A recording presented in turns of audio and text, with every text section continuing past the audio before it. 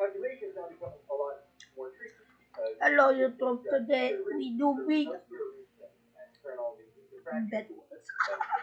We're got the 12 gun and then the 24 gun, 48 gun, and by the time you get to the 96 gun, you sort of cut it out. But he gets, in the end, he gets pi to How between can you hear me 3.1408 with my and mic? 3.1439. I'm just gonna use this. All the precision you need in pi. Right, so this goes way beyond precision for the factory approach. This is now a matter of flexing your muscles. This is showing off just how much mathematical power you have if you can work out a constant like pi to very high precision. So for the next 2,000 years, this is how everyone carried on. Bisecting polygons is in as pi passed through Chinese, Indian, Persian, and Arab mathematicians, each contributed to bound along Archimedes' line. And in the late 16th century, Frenchman Francois Viet doubled a dozen more times than Archimedes, computing the perimeter of a polygon with 393,260 sides. Only to be outdone at the turn of the 17th century by the Dutch Rudolf van Code. He spent 25 years on the effort, computing the high-accuracy perimeter of a polygon with 252 sides. That is 4,611,427,687,387,904 sides. What was the reward for all of that hard work? Just 35 correct decimal places of pi. He had these digits inscribed on his tombstone. 20 years later, his record was surpassed by Christoph Friedberger, who got 38 correct decimal places. But he was the last to do it like that? Pretty much, yeah. Because shortly thereafter, you get Sir Isaac Newton. And once you increases his method, nobody is bisecting and gun ever again. The year was 1666, and Newton was just 23 years old. He was quarantining at home due to an outbreak of bubonic plague. Newton was playing around with simple expressions like 1 plus x all squared. You multiply it out and get 1 plus 2x plus x squared. Or what about 1 plus x all cubed? Well, again, you can multiply out all the terms and get 1 plus 3x plus 3x squared plus x cubed.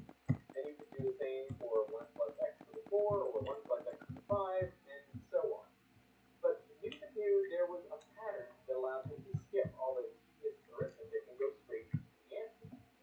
If you look at the numbers in these equations, the coefficients on x and x squared and so on, well, they're actually just the numbers in Pascal's triangle. The power that 1 plus x was raised to corresponds to the row of the triangle. Right, and Pascal's triangle is really easy to make. It's something that's been known from ancient Greek, Indian, Chinese, Persian, why people discovered it. All you do is, whenever you have a row, you just add the two neighbors, and that gives you the value of the row below it. So that's a really quick, easy thing. You know, the coefficient for 1 plus x to the 10 in a second instead of sitting there doing all the options. The thing that fascinated me when I started looking at those old documents was how even, like, I don't speak those languages, I don't know those number systems, and yet it is obvious, it is clear as day that they are all writing down the same thing, which today in the Western world we call Pascal's triangle. That's beauty mathematics. It transcends culture, it transcends time, it transcends humanity. It's going to be around well after we're done, and ancient civilizations, alien civilizations will know Pascal's triangle. Over time, people worked out a general formula for the numbers in Pascal's triangle. So you can calculate the numbers in any row without having to calculate all the rows before it. For any expression 1 plus x to the n, it is equal to 1 plus n times x plus n times n minus 1 x squared on 2 factorial plus n times n minus 1 times n minus 2 times x cubed on 3 factorial, and so on. And that's the binomial theorem. The binomial, because there's only two terms, 1 and x, 5, is binomial.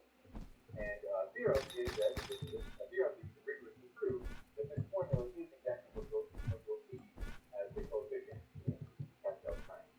So all of this was known in Newton's day already. Yeah, exactly. Everybody knew this. Everybody thought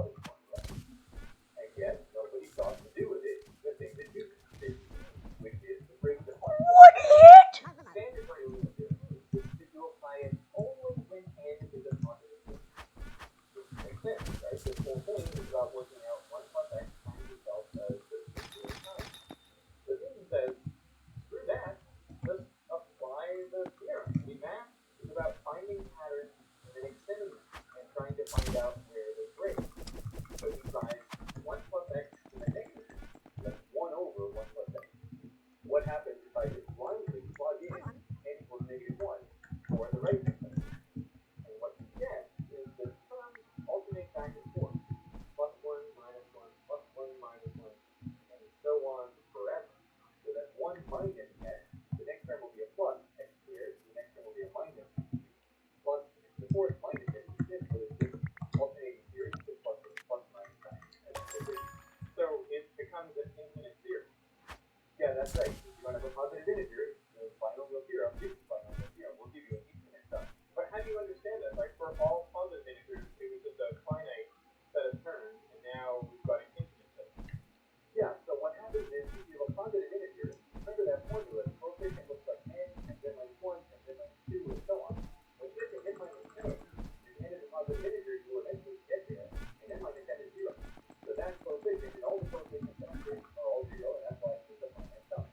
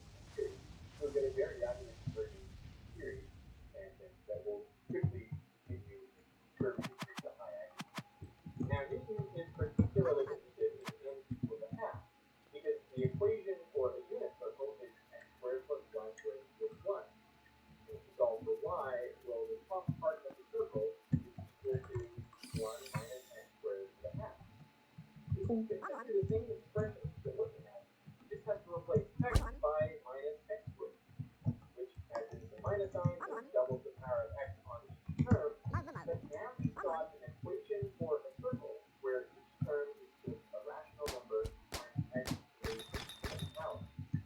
Now we have two different ways of representing the same thing. And whenever you have something like that, magic is about the fireworks about making stuff go up. But how did you use this to calculate time?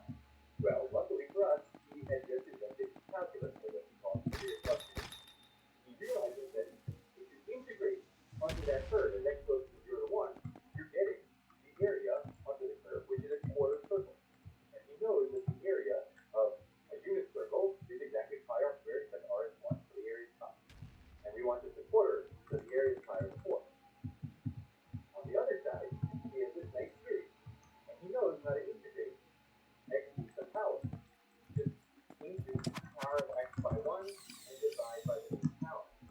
And now you have an infinite series of terms which just involves simple arithmetic in fraction. You put in x equals 1, and you can calculate pi to an arbitrarily high precision. But Newton goes even further, adding one final piece. A not good math teacher at 0 IQ. Things that everybody already knows, but no one bothers. Then you're a good math teacher to have like one new idea. This is not new idea number 4 at this point. It's not that new idea number 5. A new idea number 5 is instead of integrating from 0 to 1, you can integrate just from 0 to a half. You know, when you have an infinite series, you want the terms to decrease in size as fast as possible. That way you don't have to calculate as many of them to get a pretty good answer. And if you integrate not from 0 to 1, but from 0 to a half, then when you set in a half for x, each term will shrink in size by an additional factor of x squared, which in this case is a quarter. But if you only integrate to a half, what is the area under the curve that you're computing? Well, it is this part of a circle, which you can break into a 30-degree sector of the circle, which has an area of pi on 12, plus a right triangle with a base of a half and a height of root 3 on 2. So that integral should come out to this expression. And rearranging for pi, you get the following. Now, if you evaluate only the first 5 terms, you get pi equals 3.14161. That's off by just 2 parts in 100,000.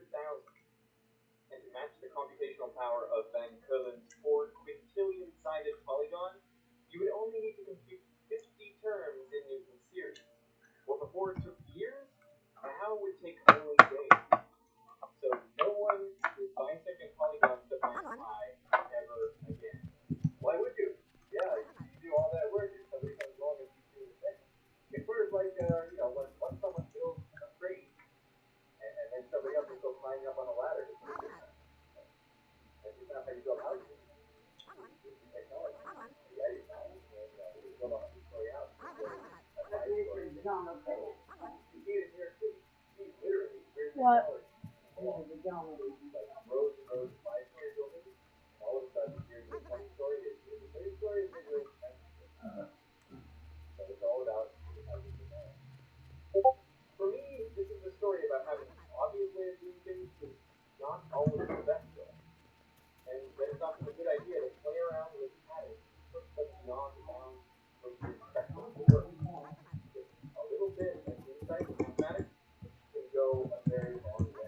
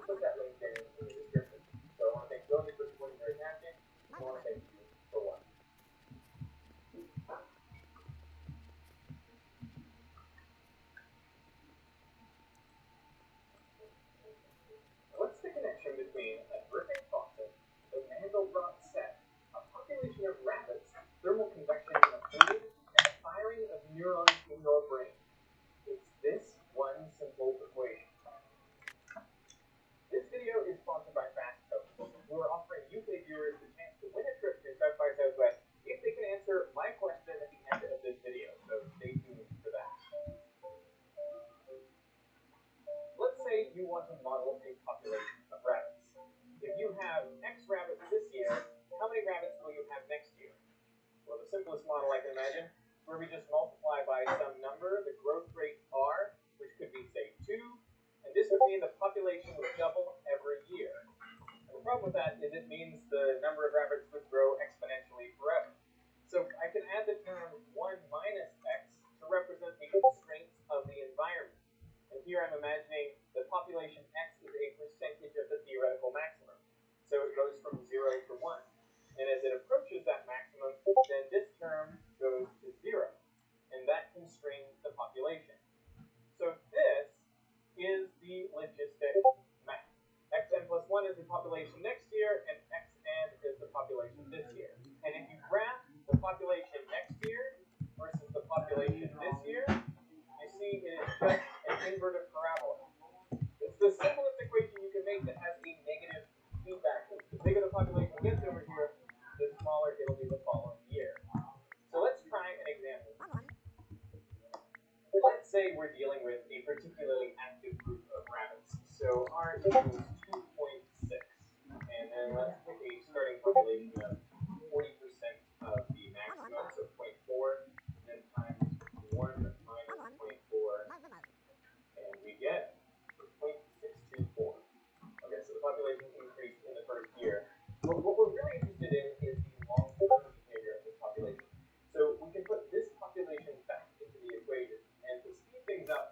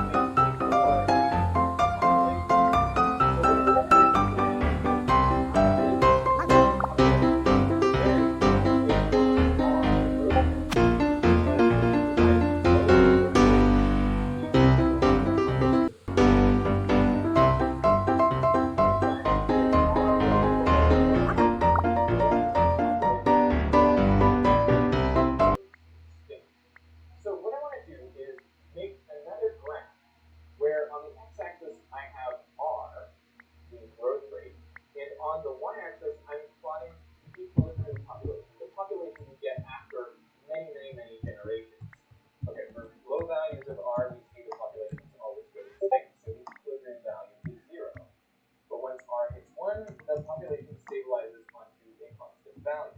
And the higher R is, the higher the equilibrium population.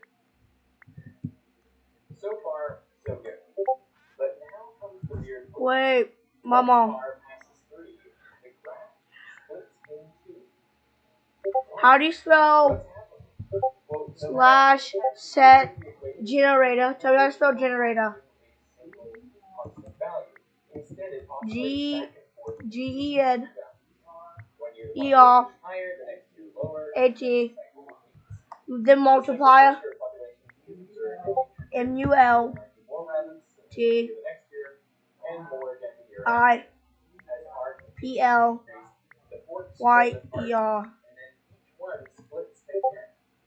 Now, instead of oscillating back and forth between two values, populations go through a 4-year cycle before repeating.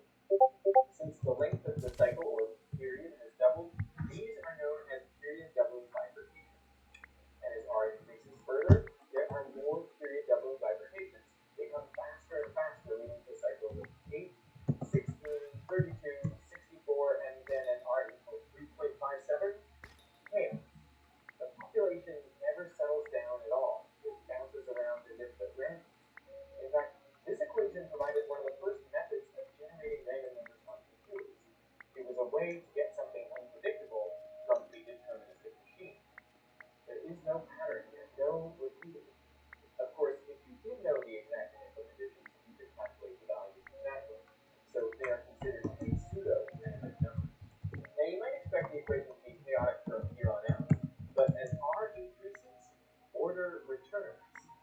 are these windows of stable periodic behavior of the chaos. For example, at r equals 3.83, there is a stable cycle with a period of 2 years. And as r continues to increase, it splits into 6, 12, 24, and so on before returning to chaos. In fact, this one equation contains periods of every length: 37, 51, 1052, whatever you like, if you just have the right value of r. Looking at the fragmentation diagram, you may notice that it looks like a fractal. The large scale features look to be distributed on smaller and smaller scales. And sure enough, if you zoom in, you see that it is, in fact, a fractal. Arguably the most famous fractal is the Mandelbrot set.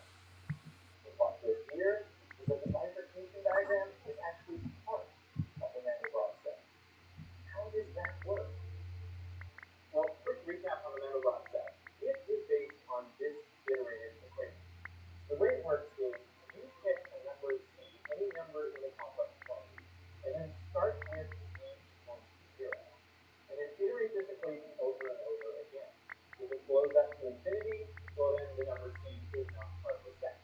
But if this number remains finite after unlimited iterations, well then it is part of the Mandelbrot set. So let's try, for example, c equals 1.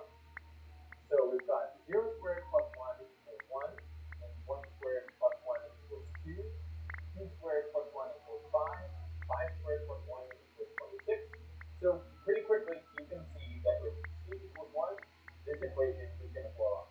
So the number 1 is not part of the Mandelbrot set. What if we try c equals negative 1? Well, then we've got 0 squared minus 1 equals negative 1, negative 1 squared minus 1 equals 0. And so we're back to 0 squared minus 1 equals negative 1. So we see that this function is going to keep oscillating back and forth between negative 1 and 0 until it will remain finite. And so c equals negative 1 is part of the Mandelbrot set. Now normally when you see pictures of the Mandelbrot set, it just shows you the boundary between the numbers that cause this iterated equation to remain finite and those that cause it to blow up. But it doesn't really show you how these numbers stay finite. So what we've done here is actually iterated that equation thousands of times and then plotted on the z-axis the value that that iteration actually takes. So if we look from the side, what you'll actually see is the bifurcation diagram.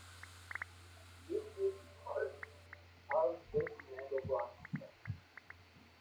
So what's really going on here? Well, what this is showing us is that all of the numbers in the main cardioid, they end up stabilizing onto a single constant value. But the numbers in this main bulb, well, they end up oscillating back and forth between 2 values. And in this bulb, they end up oscillating between 4 values. They've got a period of 4. And then 8, and then 16, 32, and so on. And then you hit the chaotic part. The chaotic part of the bifurcation diagram happens out here on what's called the needle of the Mandelbrot set, where the Mandelbrot set gets really thin. And you can see this medallion here that looks like a smaller version of the entire Mandelbrot set. Well, that corresponds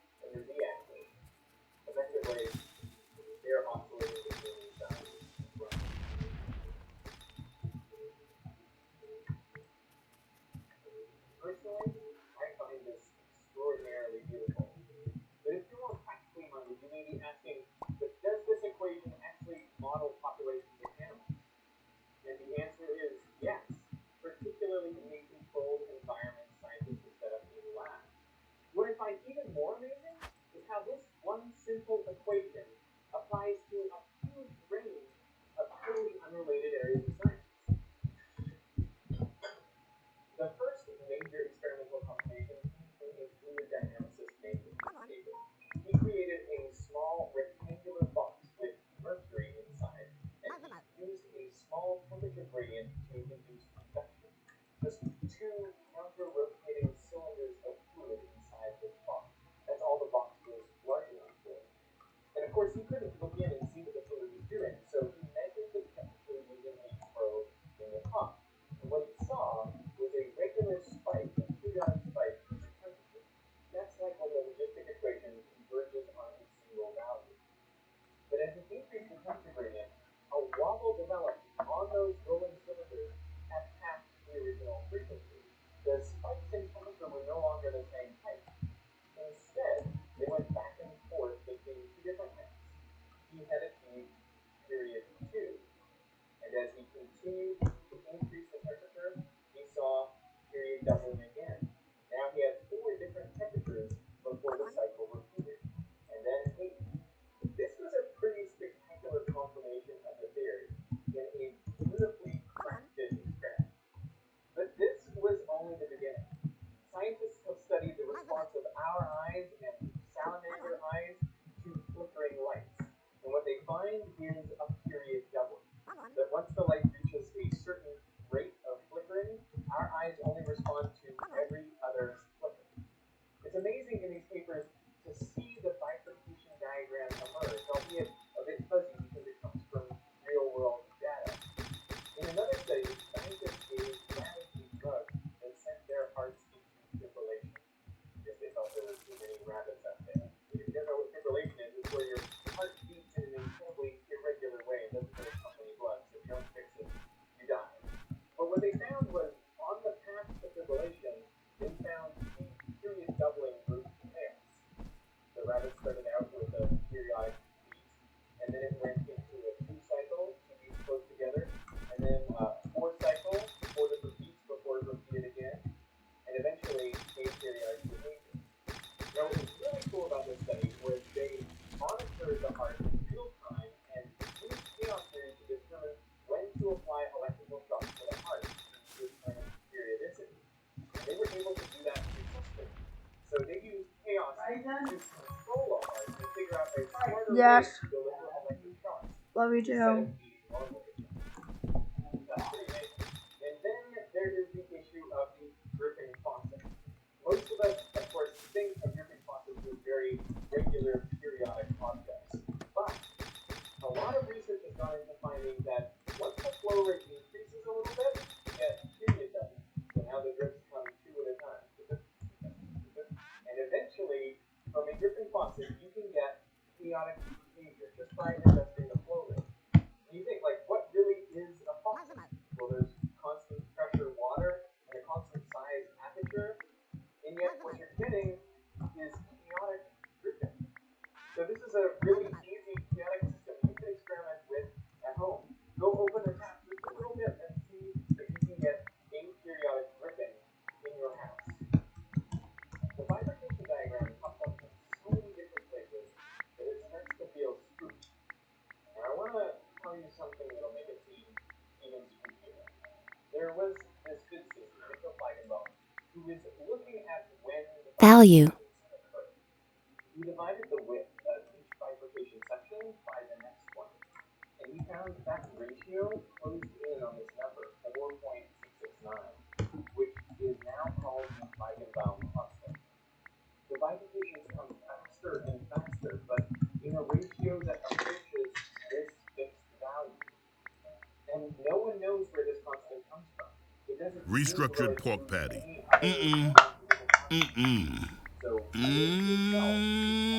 Arby's real country style rib sandwich. Arby's, we have the meat. So today,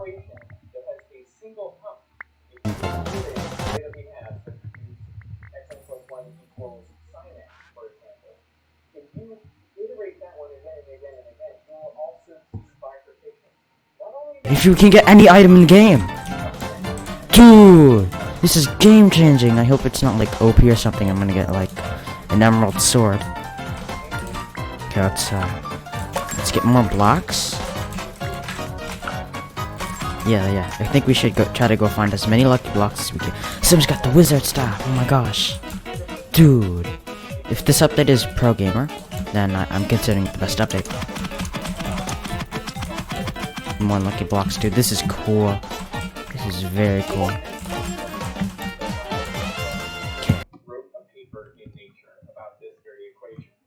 It sparked a revolution in people looking into this stuff. I mean, that paper's been cited thousands of times. And in the paper, he makes this plea that we should teach students about this simple equation because it gives you a new read for ways in which simple things can create very complex. And I still think that today we don't really simple equations, simple outcomes, because those are the easy things to do. Those are the things that make sense and are chaos. But maybe we should. Maybe we should throw at least a little bit, which is why I've been so excited about chaos, and I'm so excited about this equation, because, how did I get to be 37 years old without hearing of the Feigenbaum constant? Ever since I read James Gleick's book, Chaos, I have wanted to make videos on this topic, and now I'm finally getting around to it, and hopefully I'm doing this topic justice, because I find it incredibly fascinating, and I hope you do too. Hey, this video is supported by viewers like you on Patreon and by FastHosts. FastHosts is a UK-based web hosting company whose goal is to support UK businesses and entrepreneurs at all levels, providing effective and affordable hosting packages to suit any need. For example, they provide easy registration for a huge selection of domains with powerful management features included. Plus, they offer hosting with unlimited bandwidth and smart SSD storage. They ensure reliability and security using clustered architecture and data centers in the UK. Now, if you are also in the UK, you can win 2 tickets to South by Southwest, including flights and accommodation. If you can answer my techie test question, which is, which recent organization created the first website? Answer that question and to the competition site that is below in the description. Their data centers are based alongside their offices in the UK, so please go for a lightweight location or a company dedicated office. You can talk to the experts who are teaching 24/7. But I want to make FastHosts your supporting very happy. For what?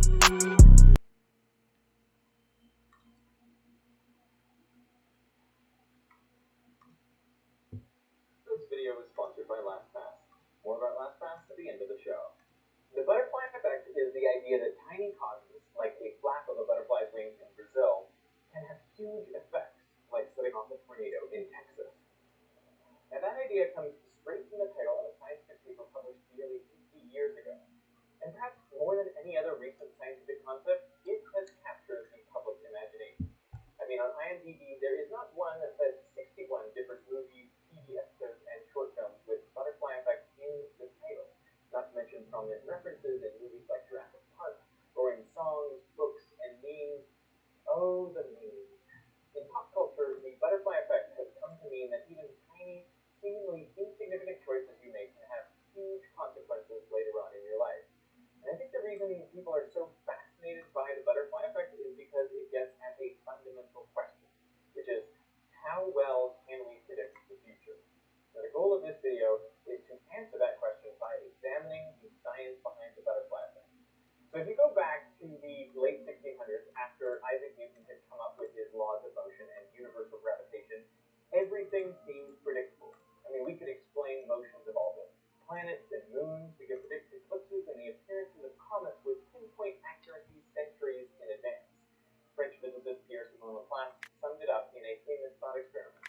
He imagined a super intelligent being, now called Laplace's demon, that knew everything about the current state of the universe, the positions and momenta of all the particles and how they interact. If this intellect were vast enough to submit the data to analysis, he concluded, then the future, just like the past, would be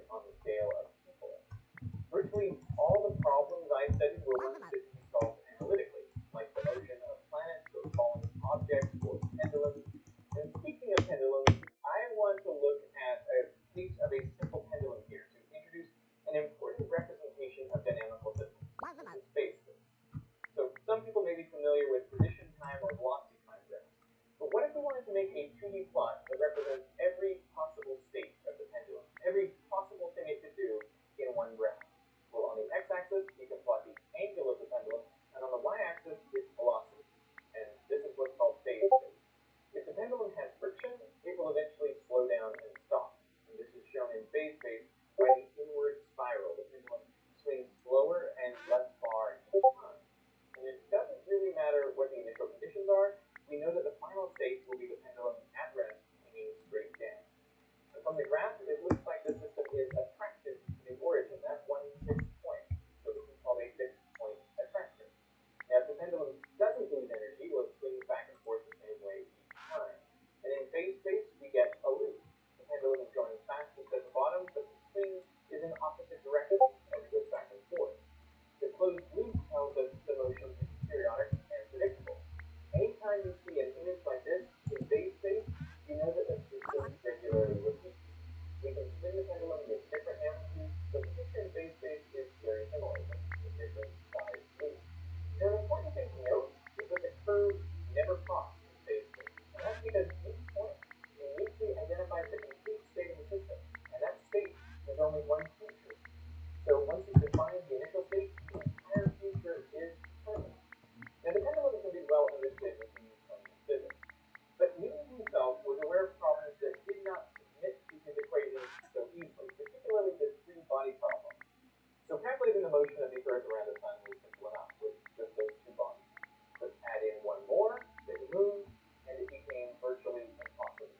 Newton told his friend Cayley that the theory of the motion of the Moon made his head ache, and kept him awake so often that he would think of it no more. The problem, as would become clear to Henry Poincaré 200 years later, was that there was no simple solution to the three-body problem. Poincaré had built what later became known as chaos.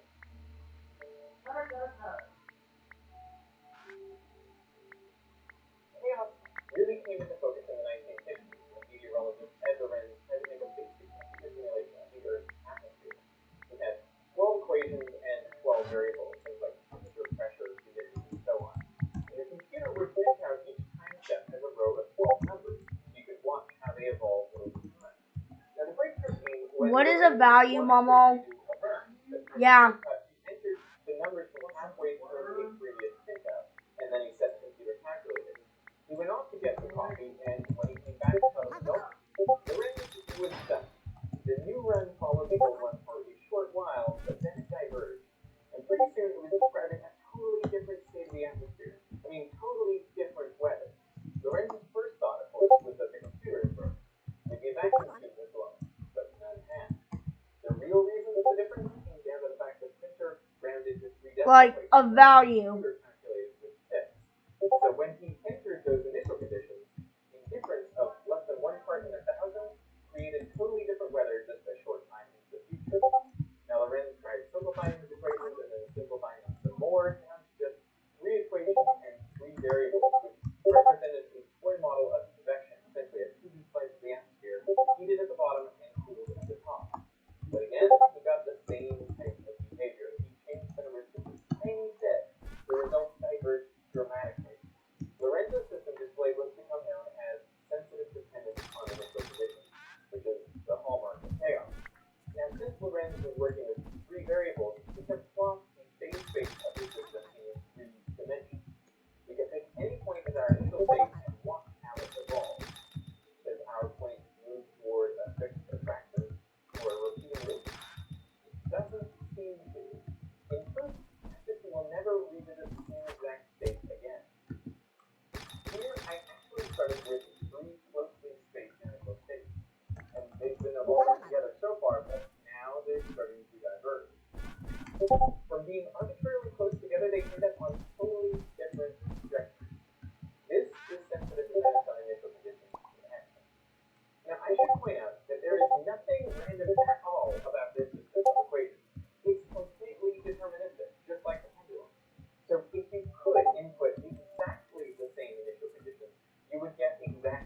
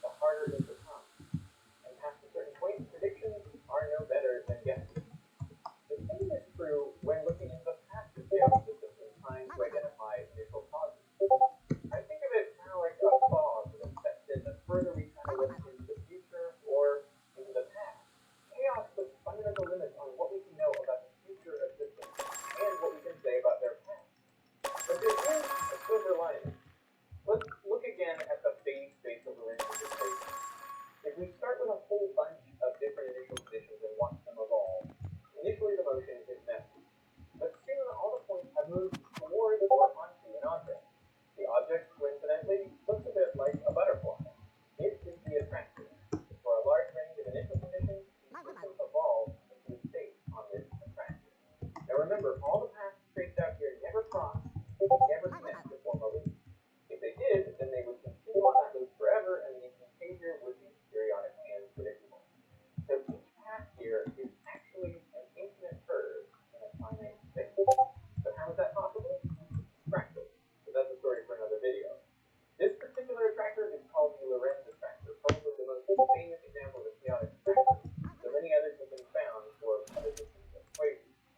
Now, if people have heard anything about the butterfly effect, it's usually about how tiny causes make the future predictable.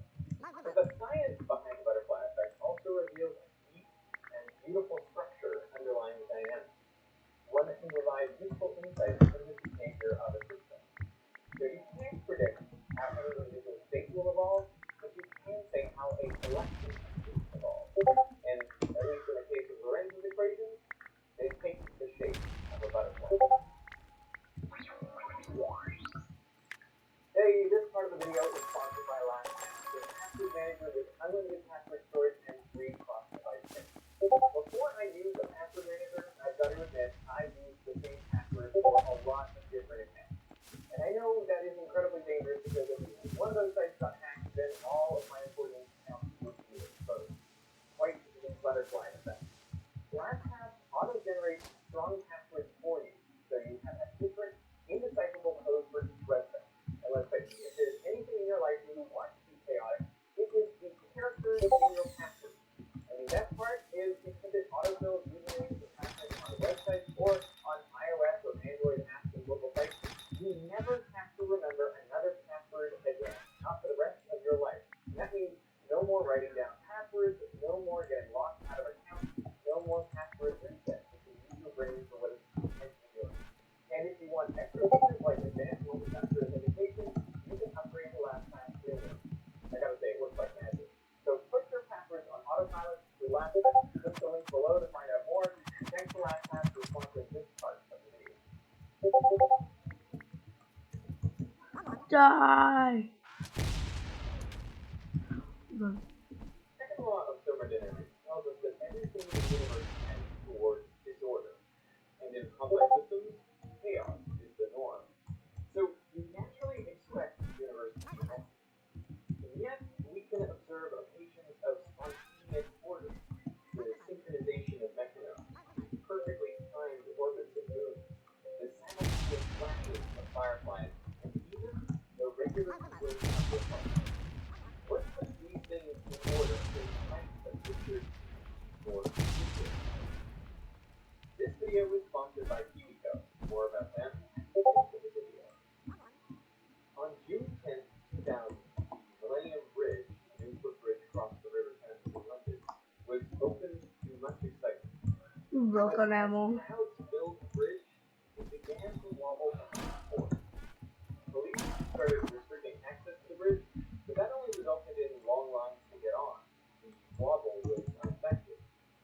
2 days later, the bridge, which had cost £18 million, was fully closed, and it wouldn't reopen for Mama.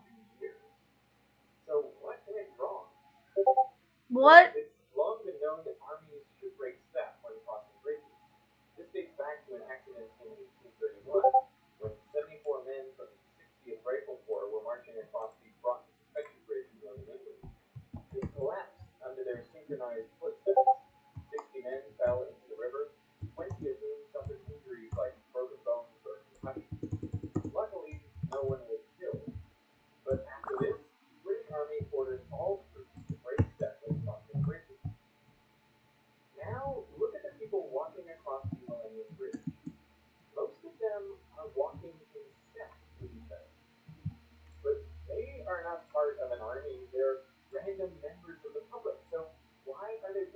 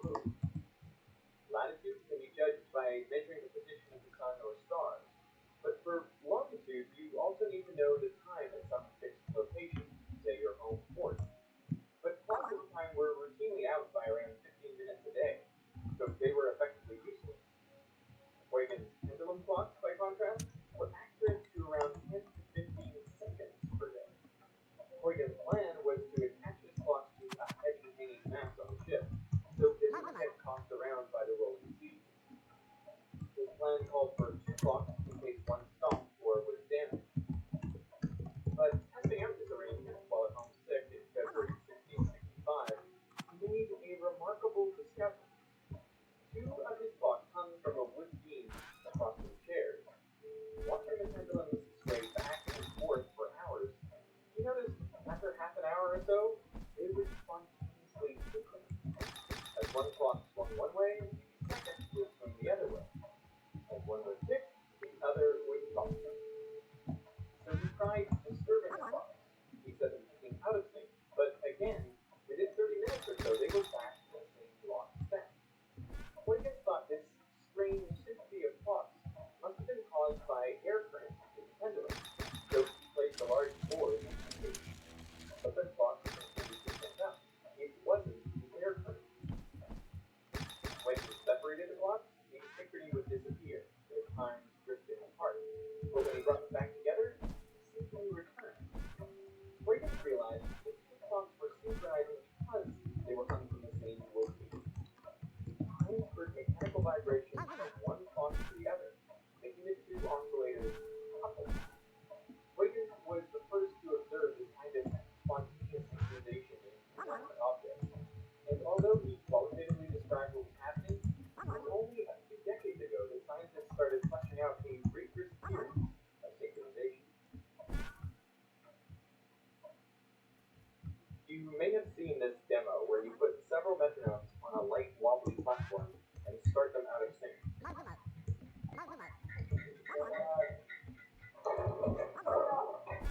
It's trickier than people make it look. When you do get it to work though, it's kind of magical.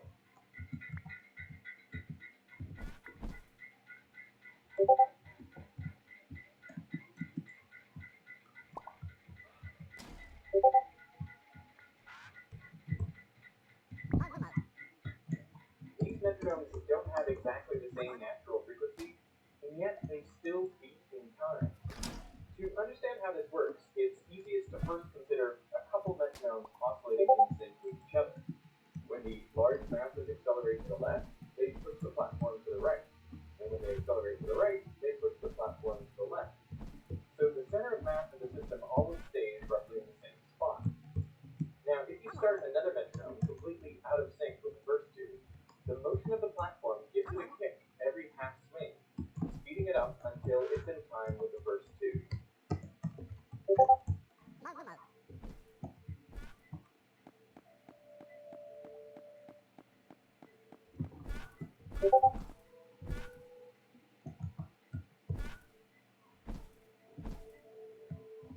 This works regardless of the number of metronomes you have.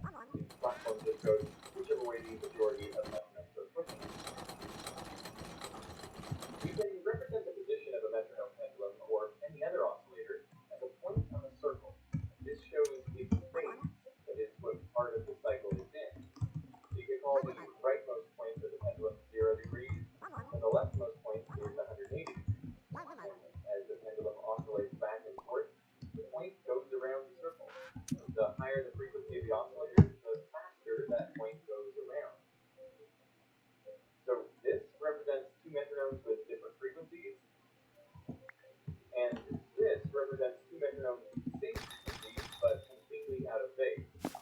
When the metronomes are synchronized in phase, they dot all around the circle together. We can use this depiction to illustrate a mathematical model for the synchronizing behavior of each metronome. It's called the Kuramoto model. It says the rate each dot goes around the circle equals its natural frequency plus some amount related to how far it is from all the other dots. Now the size of this term is determined by the coupling strength. I like to think of it actually visually by thinking about people that are running around a track. Like suppose you're running with your friend, and maybe your friend is faster than you. Your friend says, come on, move it, hurry it up. Because you're dawdling, you're slow, you're falling behind. So if you have enough fortitude and you try hard enough, and if your friend is sympathetic enough to slow down, then the coupling between you is strong enough to overcome that inherent difference in your natural running. But if you're not very good friends, or if you can't quite suck it up to move yourself faster, then the coupling will not be strong enough to overcome that difference, and one person will start laughing the other. The fireflies of Southeast Asia are apparently good enough friends because they synchronize their flashes, even though each one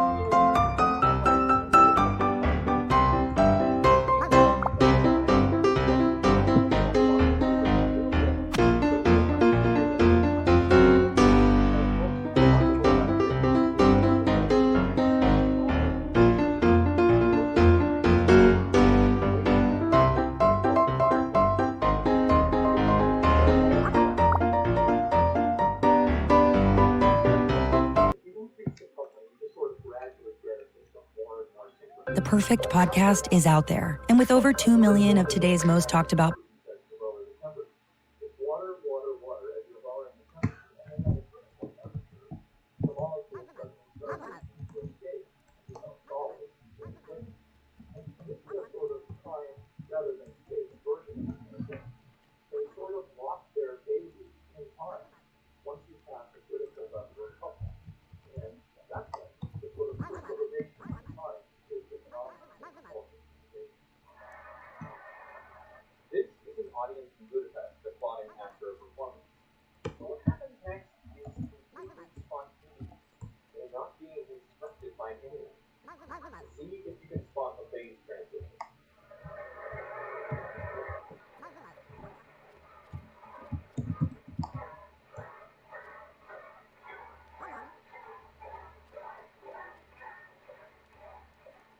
This phenomenon of synchronization that we've been talking about, one of the things that I find most appealing about it is how universal it is.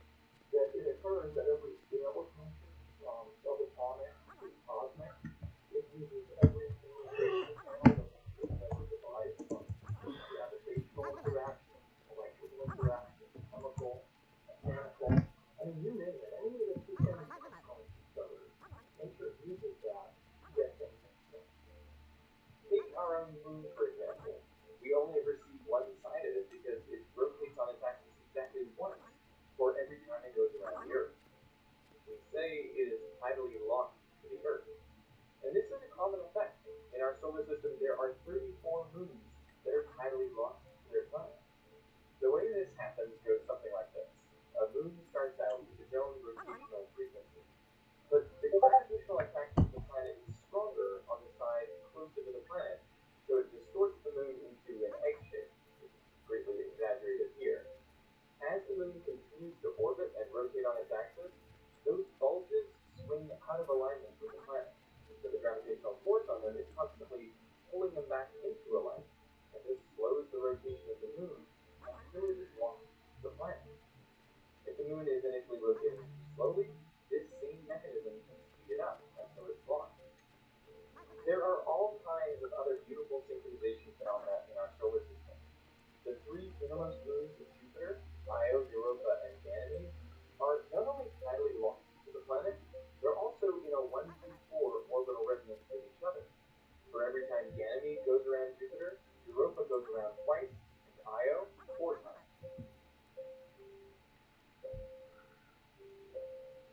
In the 1950s, some Russian chemists went looking for a chemical reaction that would oscillate, a chemical analog of a pendulum. Like they could get something going back and forth with blue and orange over and over again. And naively, you might say that's impossible.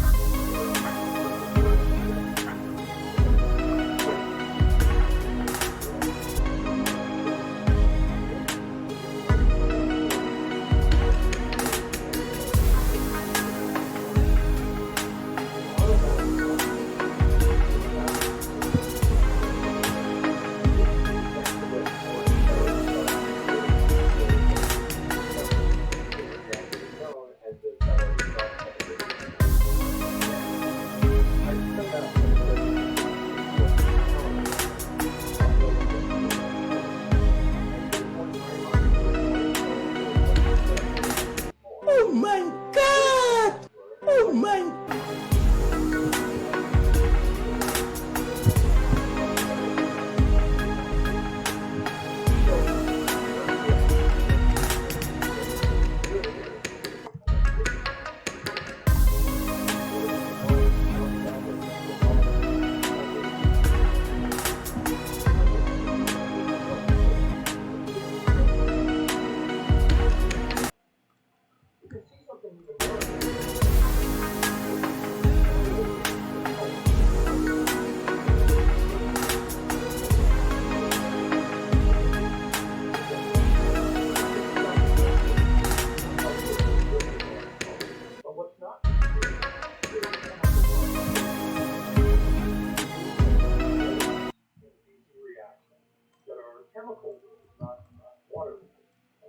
My job is to make college easy because students have a lot on their Leave a like and subscribe in the next 3.2 seconds, or this foreign Cletus will wake up in your bed. I know, I'm not taking any chances. Oh, wow. Huh? Oh, a diamond. Oh, another one. Oh, wow. Huh? I like these type of game modes where it's just like straight RNG and you don't know what you're gonna do. Ah! Okay, there's one over here. There we go. Let's see what we get. Oh, balloons. Nice. How many? One. All right, there's one over here. Hopefully I don't get blown up. Oh, the game's literally just gave me aimbot. Bro, watch out, man. You're getting zapped, dude. What are you doing? Break that thing, man. Bro, he got obsidian. Hey. Looks like he has a tactical bow as well. Choo, bro. Oh, actually. So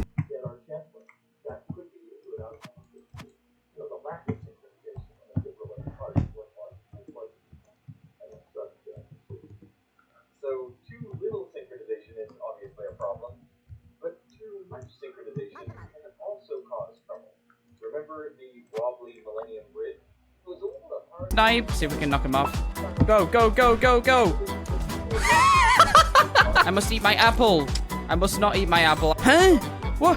What is that? A launch pad? Oh, this guy's got an RPG? What?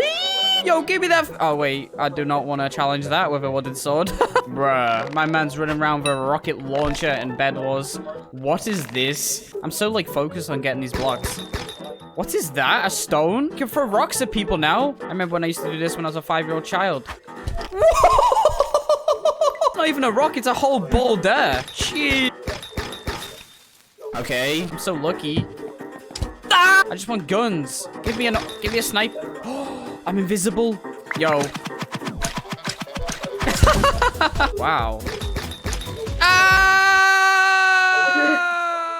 I don't care about winning. I just want to see what I get. Huh? I got nothing. Bees? What did they do? Ah! Wait. We got some sort of grenade. Is it gas? Die! Die! Die! Wait, it does no damage. There we go. Lucky block. Oh, yeah, man! Does this damage blocks? Oh, yeah, man! Hey, get away from that base. Pink! Wow, look at this thing, man. What is that? Wait. Boom! Ding! Wow, that is sick. Oh, we actually killed him. Die. Whoa, I lagged, man! Give me, give me. What is that? Campfire? What? Whoa. Oh. Jeez! It's a whole ghost bridge, man. This guy got a rage blade. Huh? Give me some luck, man. A nuke is dropping. I want to be the nuke. Come here, boy. There we go. Alright, let's go see what the nuke does then. Oh, what is this thing, man? Wait. Just my luck, I guess. None-existed. Ow. Yeah, bow me now, dude. Bow me now. That still does that. Ah! It was a tactical balloon, alright? On all the blocks. Ah! Hi. Oh. Nelly there.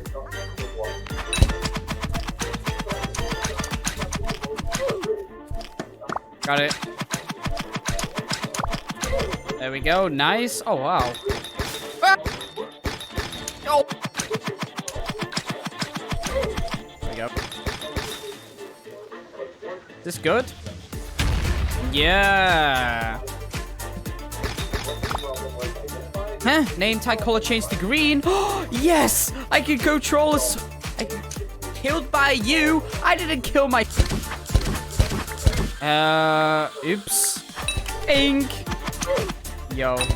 50 damage. Chirp. Bink. Bink. Bink. Oh, wow. Bro, getting one of these at the start is insane, bro, because no one's got armor. Hey, man. Wait, I get like back with Jade Hammer now? Nuke me! Oh. Guess that was the nuke then. Here we go. Where'd he go? This person's been collecting a lot of them up top. Wait, why is the knockback still crazy? Oh, yes, give me. Come on. What is that? A guitar. I don't want to play music. He had the RPG as well. Wait, what? Huh? That is rigged, bro. Nice wizard, bro. You really just use that? You really just use that? Die, die, die. Please just die. Don't need. Whoa, whoa, whoa. Get me out of here. Well, let's just say that didn't go well. Come on, give me a rage blade, man. Smoked out their base. Let's go for their bed. It doesn't work. Alright, so what happens if you just do this then? Oh, what is that? I don't want to defend my bed, man. Rage blade boy. It's Rage A. It's Rage A.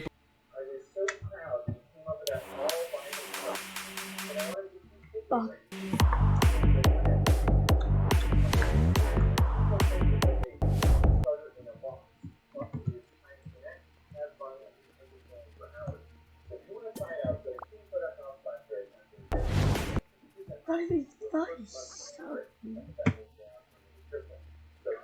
It's Rage Blade boy. Yo, what up, guys? Don't mind me.